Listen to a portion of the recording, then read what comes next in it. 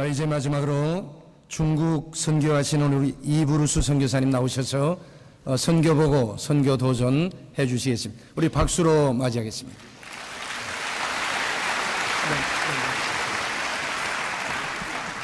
Please don't stop.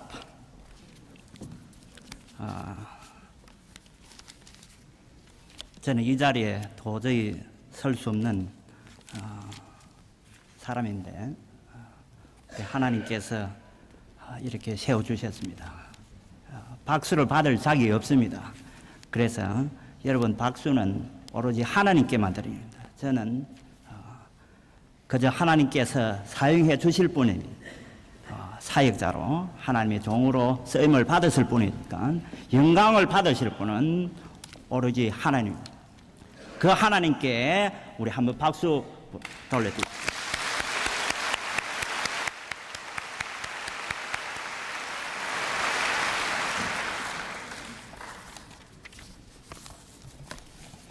이번에 제가 이 3차 선교대에 참석을 하지 못할 뻔했습니다. 왜냐하면 중국에서 그동안 좀 고생을 했습니다. 그래서 나올 때 한국을 경유해서 나왔는데 한국에서 형제들과 또 이렇게 성도님들이 제 얼굴을 보고 많이 축이 났다고, 그래서 이제 캐나다에 계시는 어머님을 뵙게 될 건데 어머님 보기에 안 좋은 얼굴을 해서는 안 되겠다 해서 한국에 도착하자마자 보신을 좀 했습니다. 그래서 보신탕집을 여러 군데 찾아서 이제 보신을 좀 했습니다. 근데 그것이 탈이 났는지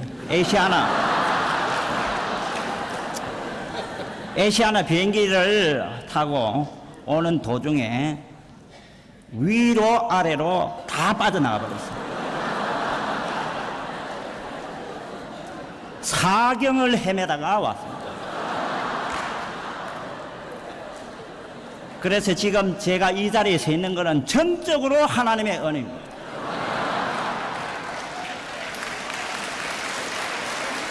영광은 주님께만. 그런데 이제 이 대장소에 참석을 해보니까, 도착을 하고 보니까 우리 고목사님께서 순서가 있다는 겁니다. 무슨 말이냐고, 마지막 날 밤에 이제 보고가 있으니까 준비를 하라고 합니다. 제가 고목사님을 존경하지만은 이 때가 때인지 모르겠습니다만은 얼마나 급했으면 제게 연락도 한번 해주시지 않았고, 아마 연락을 했겠죠. 중국이라는 나라는 마음대로 이렇게 편지 교환을 할 수가 없습니다. 그래서 편지가 이제 손에 손을 거쳐서 중국에서 빠져나가고 또 중국으로 들어오는 것입니다. 아마 연락을 했는 것 같은데 중간에서 분실이 됐는지는 모르겠습니다. 이 시간 여러분들에게 한 가지 질문을 드리고 싶습니다. 1992년도 제2차 우리 한인 선교대에 참석하신 분 한번 손들어 보시기 바랍니다. 예, 감사합니다. 참석하신 분들 중에 마지막 개회 예배 때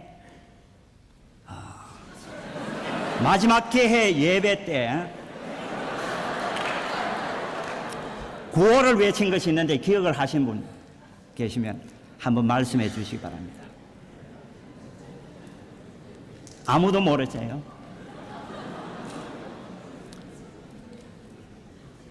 저는 그 개 예배 때, 마지막 그 개 예배가 아니고 폐 예배 때 마지막 그 폐 예배 때 구호를 외쳤는데, 제3차 선교대회는 평양에서, 여러분 기억하세요? 저는 그래서 이번에 평양 가는 열차표를 준비해가지고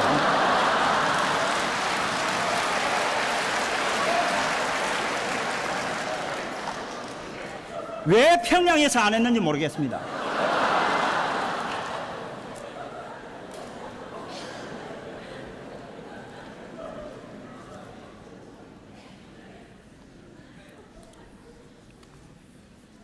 여러분이 웃고 계시지만은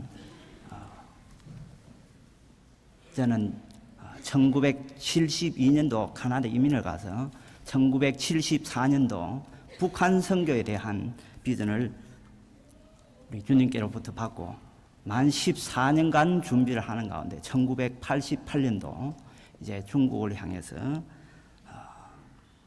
북한 사역에 대한 그러한 준비 기간으로 이제 8년째 중국에서 사역을 하고 있습니다.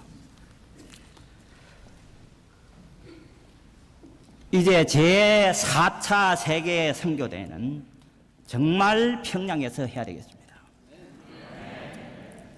할 수 있는 한 가지 조건이 있습니다. 우리가 제3차 선교대회를 평양에서 하지 못한 것은 오늘 이 자리에 참석하신 모든 우리 성도님들과 선교사님들과 모든 교회 지도자들과 우리 한국 모든 성도님들이 하나님 앞에서 바로 살지 못하고 하나님의 거룩성을 침했기 때문에 우리가 저 약속의 땅에 들어가지 못했습니다. 이제 4년 후에는 정말 우리 모든 4천만 그리고 또 해외에 나와 있는 우리 모든 교포 우리 성도님들이 정말 하나님 앞에서 사는 그러한 자세로 우리가 살 때 하나님께서 이 거대한 일을 하나님께서 분명히 약속해 주셨기 때문에 그 약속을 이루어 주실 줄 믿는 것입니다. 그때까지 우리는 하나님 앞에 사는 자세로 그리고 하나님의 그 거룩하심을 더욱더 높여드리는 그러한 자세로 우리가 신앙생활을 해야 될 줄 압니다. 사실 저는 이제 겨우 8년밖에 되지 않았습니다. 이 자리에 서서 선교 보고를 해 주실 분은 따로 있습니다. 그분은 비행기를 뽀로로 타고서 중국에 한 번 갔다 오신 분, 그분이 아마 중국을 가장 잘 알 겁니다. 저는 도저히 이 무식꾼이라서 중국을 알 수가 없습니다. 가면 갈수록 솔직하게 여러분들에게 고백하는 것은 중국을 모르겠다는 겁니다. 오늘 아침에 우리 홍 목사님께서도 중국을 100여 번 타는데 모르겠다는 그 말이 사실입니다. 하나님께서 지난 4년 동안 특별히 저희들이 제2차 선교대회를 폐회를 하면서 3차 대회를 평양에서 하자고 했는데 우리 하나님께서 그 4년 동안 역사하신 것을 여러분들에게 한 가지만 말씀을 드리려고 합니다.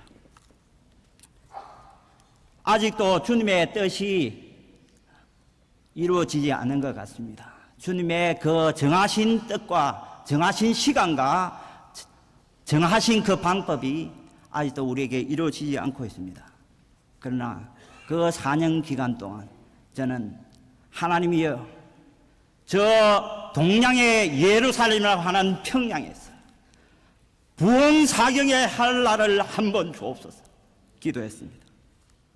하나님이여 저 압록강에서 우리 유년주일학교와 중고등부 대학교와 여전도의 모든 교회 재직들이 모여서 수련의 할 날을 한번 주옵소서 기도했습니다. 하나님이여 저 백두산에서 산상기도회를 한번 할 수 있는 그날을 달라고 기도했습니다. 하나님께서 아직도 이루어주지 않았습니다. 중국 제가 사는 곳은 이 지구상에서 두 번째로 비보험화된 곳에 살고 있는 그런 도시에 제가 살고 있습니다. 그런데 그곳에 북한 유학생들이 이제 유학을 와서 공부를 하고 있는데 하나님께서 직접 북쪽에 못 들어가게 하시니까 이 유학생들을 상대로 사역을 하도록 그렇게 하나님께서 역사하셨습니다. 어느 날 저녁에 한 북한 청년이 찾아왔습니다. 이 청년이 도와달라고 하는 것입니다. 어떻게 도와줘? 조국으로 돌아갈 수가 없고 영원한 자유가 있는 저 남한으로 망명을 가는데 망명길을 좀 열어주시기 바랍니다. 왜 망명을 가려고 하느냐? 북쪽에서는 조국 통일을 할 수가 없습니다. 그래서 남쪽에 가서 조국 통일을 위해서 싸우기 위해서 망명을 해야 되겠습니다. 저는 그 학생이, 그 청년이 얼마나 참 그 간절한 마음으로 조국 통일을 원하면서 이렇게 말하는 걸 듣고서 감명을 받았습니다. 저는 그 학생에게 망명도 좋지만은 정말 자네가 이렇게 자유를 갈구하는 것이 얼마나 나의 마음에 이렇게 감동을 줬는지 모르는데 나에게 한 몇 분만 시간 주는 것 같으면 참 자유에 대해서 알려드리겠다고 그렇게 이야기를 했습니다. 그 청년이 조용한 가운데 참 자유, 예수 그리스도 안에 있는 그 참 자유에 대해서 제가 설명을 하게 됐습니다. 하루가 지났습니다.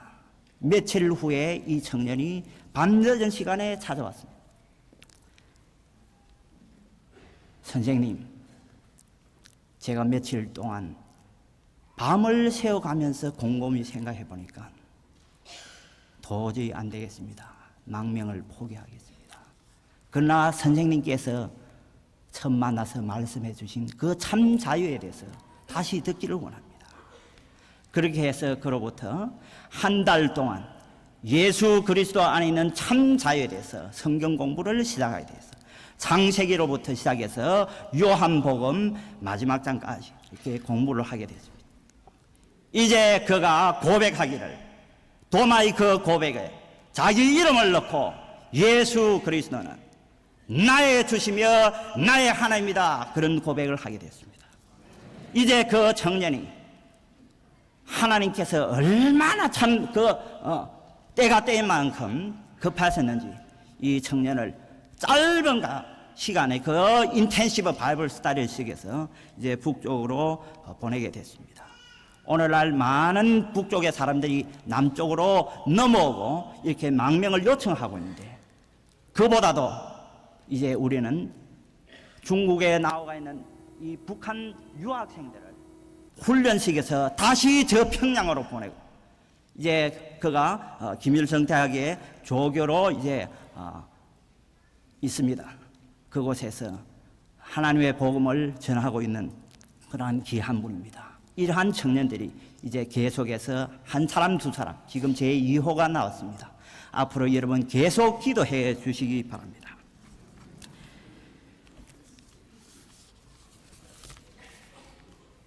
중국에 대해서 몇 가지 말씀을 드리려고 합니다. 중국 정부가 4월 28일부터 시작한 중국식 발음으로는 옌다, 음악의 이 음타라고 하는, 음악이 때린다고 하는 범죄와의 그 전쟁을 이제 시작을 했습니다. 지금까지 이제 석 달도 안 된 가운데 고발된 사람은 무려 30여만 명이 된다고 합니다. 재판에 회부된 사람은 11만 5천여 명이 된다고 합니다. 이 중 부패 사건에 연루되어서 기소된 공산당 및 정부 관리만 해도 2,000명이 넘는다고 합니다. 공식적으로 발표된 것은 있지만 더 많은 사람들이 이제 비참하게 엄벌을 당하고 있습니다.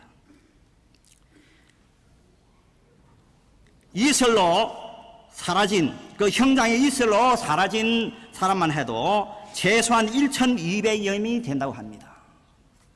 이것은 지난 한 해에 전 세계 그 사형을 집행한 사람들의 숫자보다도 더 많다고 하는 것입니다.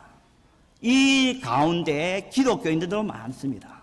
오늘날 중국 교회는 핍박을 받고 있습니다. 그러나 중국 교회는 그 핍박 가운데서도 고난 가운데서도 살아있는 그러한 교회인 것입니다. 만약 우리가 어떤 고난을 당할 때 우리는 주님 앞에 이렇게 기도할는지 모릅니다. 하나님이여, 왜 내가 이런 고난을 당해야 합니까? 또 어떤 사람은 하나님이여, 왜 접니까? 왜 접니까? 그렇게 기도할 줄 압니다. 오늘날 우리의 기도가 변해야 되겠습니다. 왜 제가, why not me? 왜 내가 아니어야 하느냐? 그렇게 기도가 변해야 될 줄 압니다. 아마 두 번째 기도는 하나님이여, 속히 이 어려움을 나에게서 물려쳐 주옵소서, 그렇게 기도할 줄 압니다. 그러나 중국인 성도들은 하나님이여, 이 고난을 이길 수 있는 힘을 더해 주옵소서, 이런 기도를 하고 있습니다. 오늘날 우리가 어떤 시험을 당할 때, 어떤 어려움을 당할 때 우리는 이러한 기도를 해야 될 줄 압니다. 우리 한국 교회도 이러한 고난을 통과한 그러한 교회인 것입니다. 이제 중국에 있는 고난을 당하는 중국의 성도님들을 생각하면서 우리는 끊임없이 그들을 위해서 기도해야 될 줄 압니다. 만약 우리가 기도하지 않고 있으면 그들이 우리를 위해서 기도할 것입니다.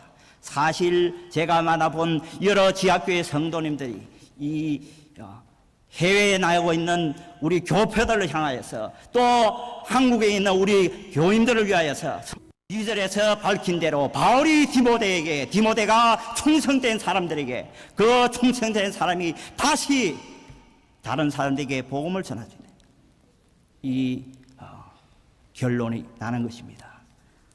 중국 사역은 그렇게 쉽게 이루어지지 않습니다. 하나님께서 저희 가정에 중국 사역을 위해서, 또 중국 사역을 통하여서 북한까지 가도록 하는 이 사역을 위해서 저를 부르셨습니다. 저는 중국 사역이 중국 사람들을 표현할 때 만만디라고 하죠. 이 만만디의 성격을 저도 좀 가져야 되겠다. 그래서 중국 사역을 좀 부건하게 해야 되겠다. 그래서 저의 세대와 그 다음에 저 아들과 그 다음에 저의 손자까지 3세대를 중국에서 뼈를 묻을 각오로 지금 사역하고 있습니다. 사랑하는 성도 여러분, 기도해 주시기 바랍니다. 한 생명, 천하보다도 귀한 한 생명을 구원을 위해서 여러분 하루에 5분씩 기도해 주시기 바랍니다. 두 번째로 사람을 보내주시기 바랍니다. 어제 우리 케냐 계시는 박 목사님께서 기도의 후원을 얻는 것은 자녀를 보내야 하는 것이 최선의 방책이라고 했는데, 저는 그와 더불어서 자녀를 보내기 전에 먼저 나를 보내달라고 주님 앞에 기도해. 이사야의 그 고백하지. 주여, 내가 여기 있나이다. 나를 보내소서. 내가 먼저 가야 되겠다. 우리 하나님께서 저희 가정을 축복해 주시다. 지금부터 3년 반 전에 저희 둘째 형님을 일본으로 보내셨습니다. 두 자녀를 가지고 계신데 지금 50이 넘으시는데 3년 반 전에 50이 다 되어서 이제 주님께서 특별한 은혜를 주셔서 일본 선교 사역을 위해서 준비하시고 이제 가셨습니다. 외국 선교부에 연락을 해보니까 나이가 너무 많다고 전부 다 턴다운됐습니다. 그러나 우리 하나님께서 형님 가정을 보내서 지금 일본에서 사역을 하고 계십니다. 오늘 또 선교 보고를 해서 우리 김재광 우리 선교사님도 이렇게 나이가 많지만은 가시는 것입니다. 저희 팀 가운데 올해 78 되시는 그러한 선교사님이 지금 중국에서 저희들과 같이 사역을 하고 있습니다.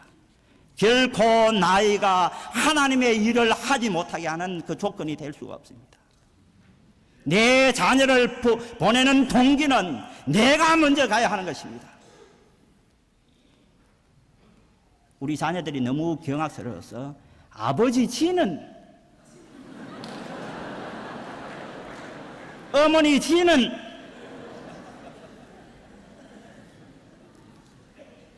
이 8년 사역 가운데 큰 수확을 최근에 얻었습니다. 제게는 세 자녀가 있는데 이 세 자녀 모두가 아버지 뒤를 따라서 선교사가 되겠다. 이것은 전폭적으로 하나님의 은혜입니다. 하나님의 은혜를 높이 찬양하는 것입니다. 끝으로 우리 사랑하는 선교사님들께 제가 한 말씀 드리려고 합니다. 선교사님들, 우리는 이미 선교사라는 그러한 타이틀을 가지고 물설고 나서는 곳으로 가지 않았습니까? 갈 때 분명히 우리는 일사각오로 갔습니다.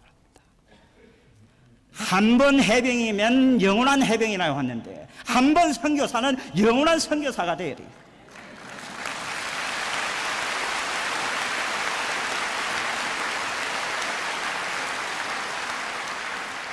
조국에 와서 뼈 묻을 생각하지 말고 선교 지역에서 뼈를 묻을 각오로 사역을 해야 될 줄 압니다. 비록 선교부에서 그리고 후원안교에서 이렇게 섭섭하게 하고 오해를 사고, 이번에 제가 이곳에 참석하기 전에 한국에서 한 선교대회에 참석하는데 어느 선교사님은 죽고 싶답니다. 정말 죽고 싶은 그런 심정으로 지금 선교 사역을 하고 있다. 우리는 이미 죽기로 각오한 사람이에요. 그런 팔자를 타고 났으니까 이 다 같이 죽는 연습을 오늘부터 주님 오실 때까지 해야 될 줄 압니다. 여러분, 주님이 함께 하십니다.